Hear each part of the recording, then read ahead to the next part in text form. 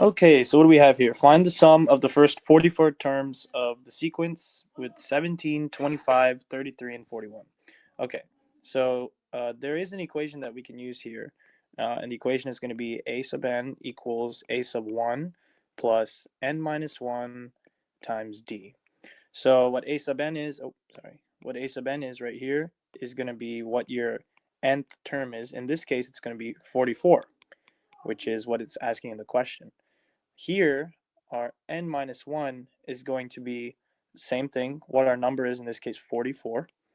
And d is the special number right here that we're going to see with the data they've given us. So our numbers are 17, 25, 33, and 41.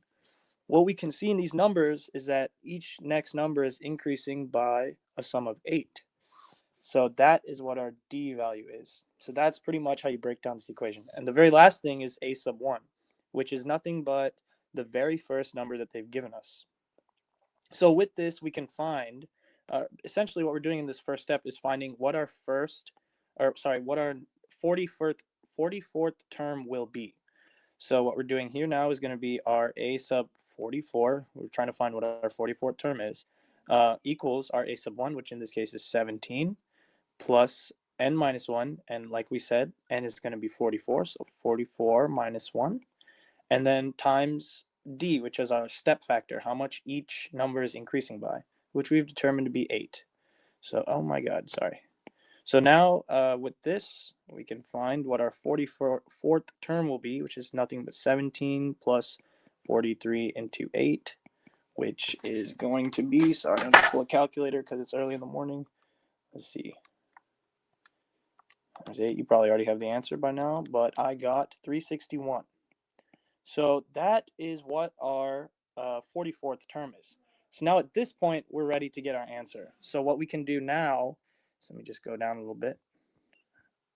Okay, so now what we can do is find the sum, which is essentially what our sum of the first 44 terms of the sequence will be. So we get S sub n, let me write this down, S sub n equals, this is the equation, n of a1 plus a sub n, all divided by 2.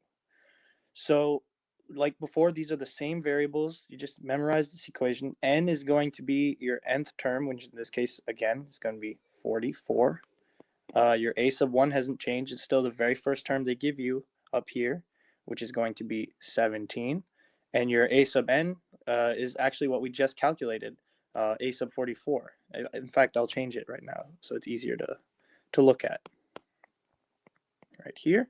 And that term is going to be 361. And now all we do is plug and chug. So what do we get? We get n, which in this case is going to be 44. Our a sub 1, 17. And then our a sub 44, which is what we calculated, 361, all divided by 2. And that should give you the numerical answer, which I believe is, let's see, I got 8,316, which gives us A as our answer. All right, thank you.